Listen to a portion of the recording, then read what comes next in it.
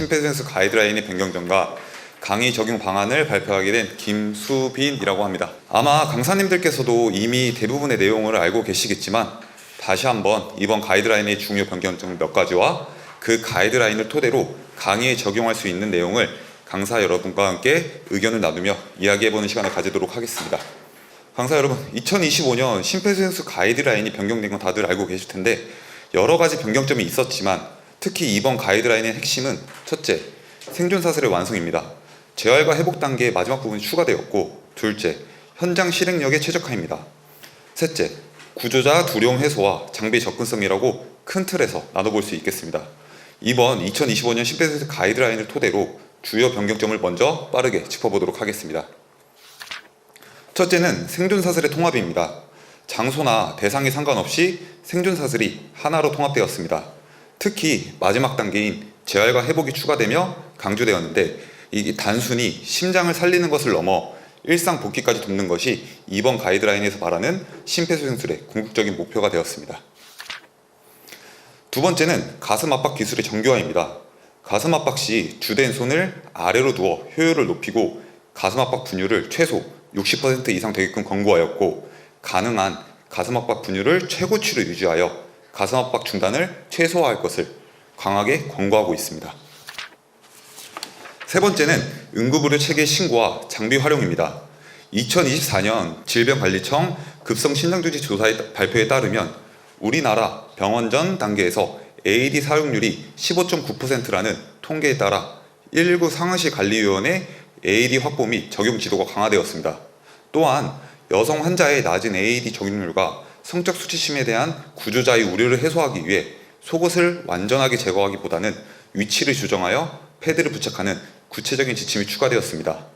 여기서 제세동기 사용률 15.9%는 심정지 환자의 제세동 필요 유무에 따라 실제 처치 및 사용에 대한 정확한 데이터가 없기 때문에 실제로 제세동기를 적용하고 진행한 전체 결과만을 뜻합니다.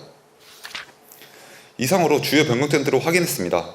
하지만 전문가이자 현장의 강사인 여러분들께서 정말 중요한 건 교육생들에게 가이드라인의 수치를 단순히 전달하는 게 다가 아니라고 생각합니다.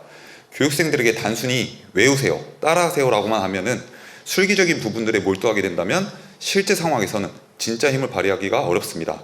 그래서 우리는 왜 이렇게 해야 하는지에 대한 명확한 근거와 이론을 제시해 줄 수 있어야 된다고 생각합니다. 그러면 지금부터는 2025년 심폐소생술 가이드라인의 지침들이 우리의 신체 구조와 어떻게 상호작용을 하는지 하나씩 살펴보도록 하겠습니다. 강사로서의 전문성을 높이고 교육 현장에서 적용할 수 있는 원리들을 중심으로 적용해 보도록 하겠습니다.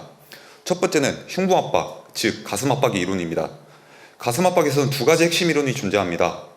첫 번째는 심장 펌프 이론입니다. 주로 강의 현장에서 흔히 사용되고 있는 이론입니다. 흉골과 척추 사이에서 심장을 물리적으로 압박하여 혈액을 짜내는 원리입니다.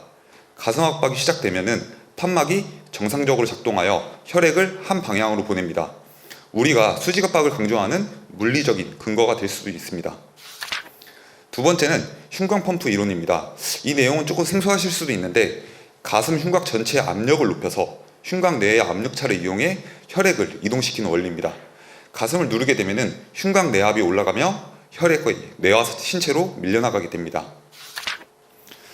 실제 현장에서 두 개의 이론 중 어느 하나가 정답인 것은 아닙니다. 이 두 개의 원리는 상호 보완적인 형태로 적용이 됩니다. 성인의 경우 흉벽이 소아나 영아에 비해 상대적으로 단단하므로 흉곽 내압을 높이는 흉곽 펌프의 역할이 중요하고, 흉곽이 유연한 소아나 영아의 경우 심장을 직접 누르는 심장 펌프의 효율이 조금 더 높게 나타납니다. 이렇게 대상마다 압박의 기준이 다른 것이라고 볼 수 있습니다.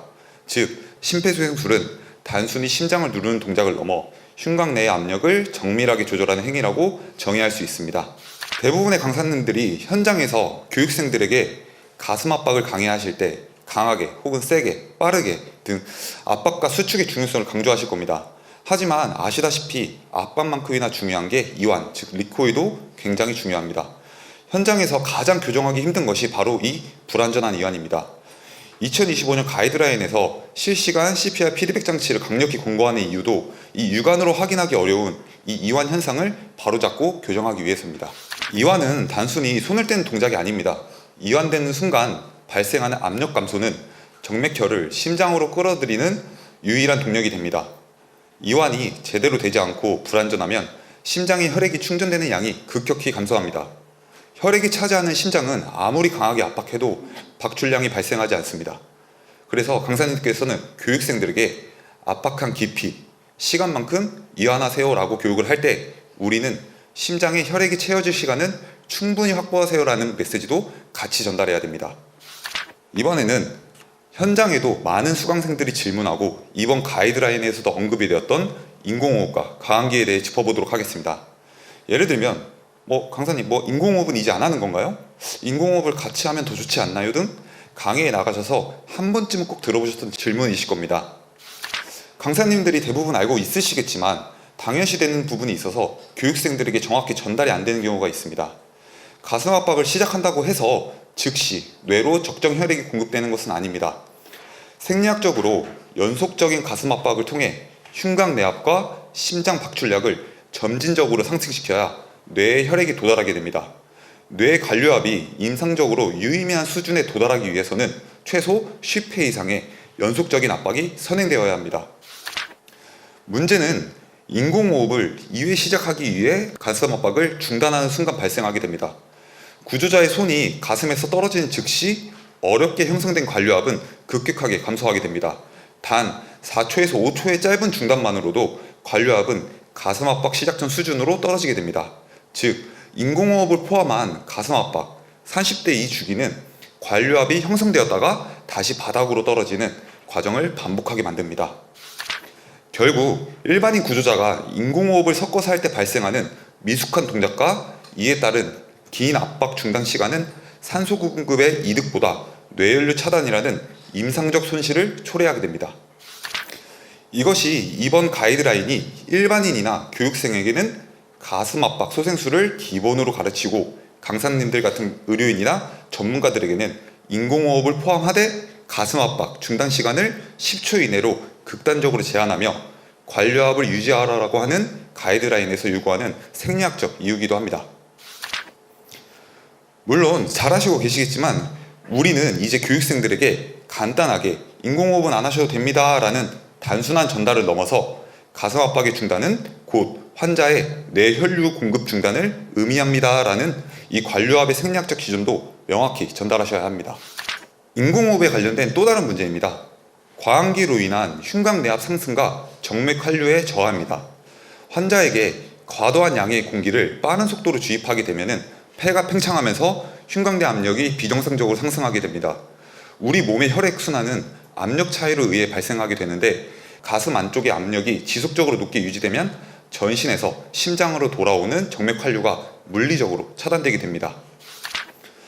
심장으로 들어오는 혈액량이 줄어들면 다음 가슴 압박 시 박출되는 혈액량 또한 비례하여 감소하게 됩니다.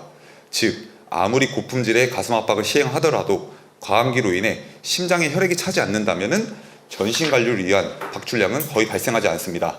이는 인공호흡이 오히려 혈액순환을 방해하는 역설적인 상황을 초래하게 됩니다. 따라서 2025년 가이드라인은 1초 동안 가슴이 살짝 올라올 정도의 1회 호흡량과 분당 10회 이내의 인공호흡 횟수를 준수할 것을 권고합니다. 인공호흡은 단순히 산소를 공급하는 행위가 아니라 흉곽내 압력을 정밀하게 관리하여 순환을 최적화하는 고도의 임상적 처치입니다. 교육생들에게 과환기가 순환을 멈추게 하는 물리적 장벽이 될 수 있음을 명확한 데이터와 함께 전달해 주시기 바랍니다.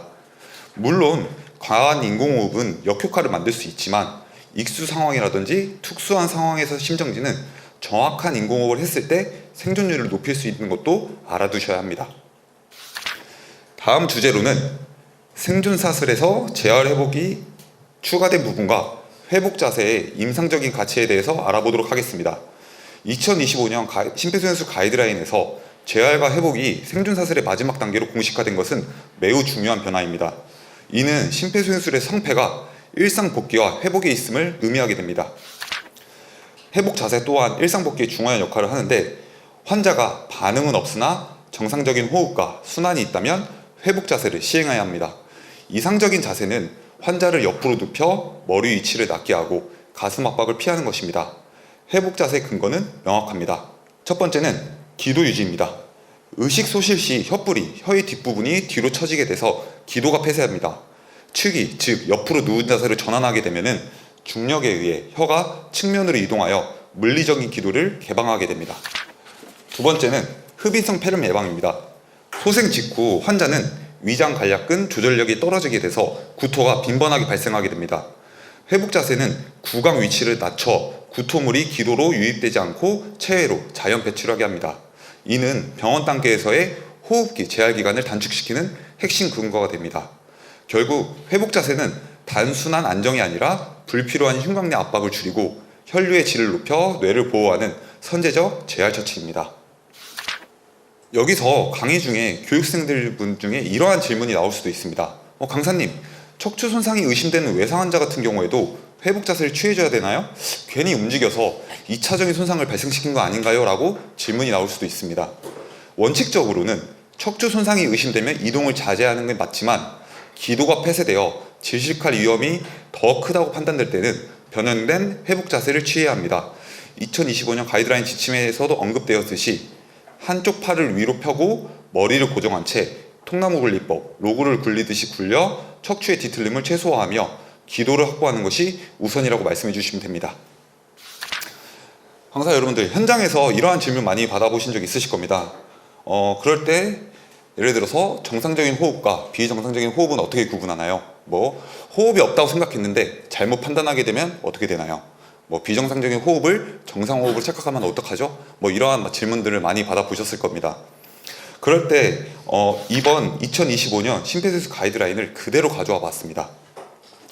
일반인들은 호흡 상태를 정확히 평가하기 어렵기 때문에 119 상황실 요원과 함께 호흡 반응을 확인하여 숨을 쉬고 있는지, 호흡이 정상적인 호흡인지 비정상적인 호흡인지 확인해야 한다고 가이드라인 지침에 나와 있습니다. 이처럼 일반인 교육생이 현장에서 압박을 망설이는 가장 큰 원인은 비정상적인 호흡을 자발호흡으로 착각하기 때문입니다. 우리는 이 현상을 가이드라인에 따라 교육생들에게 설명을 드려야 되지만 조금 더 전문적으로 한 발 더 나아가 원리를 파악해서 교육에 적용한다면 교육생들의 만족도와 수준이 조금 더 높아질 거라고 생각이 듭니다. 심정지가 발생하면 뇌는 즉시 구조적 내사 단계에 진입하게 됩니다. 인지 기능을 담당하는 되뇌피질은 산소 중단 직후 기능을 상실하지만 생명 유지나 호흡을 담당하는 중추인 뇌간은 상대적으로 안쪽에 위치해 있어서 더 오래 생존합니다. 이때 관찰되는 비정상적인 호흡의 기능을 잃어가는 것은 뇌간이 보내는 불규칙적인 신경신호에 의한 현상입니다. 호흡의 주요 근육인 횡격막은 뇌간의 신호를 받아 수축합니다. 심정지 초기 뇌간의 불규칙한 신호가 횡격막에 전달되면 횡격막이 강하게 수축하면서 하강합니다. 폐는 수동적인 기관이므로 횡격막 수축으로 인해 흉곽내압이 급격히 낮아지면 외부 공기가 기도로 유입되게 됩니다. 이것이 비정상적인 호흡이 발생하는 물리적 기전입니다. 정상 호흡과의 결정적인 차이는 유효한 가스 교환의 유무입니다. 정상 호흡은 규칙적인 환기를 통해 혈액에 산소를 공급하지만 비정상적인 호흡은 불규칙한 공기 유입이 될 뿐 폐포에서는 산소 교환이 이루어지지 않습니다. 따라서 소리가 들리는 중에서도 환자의 뇌 손상은 실시간으로 진행되고 있습니다.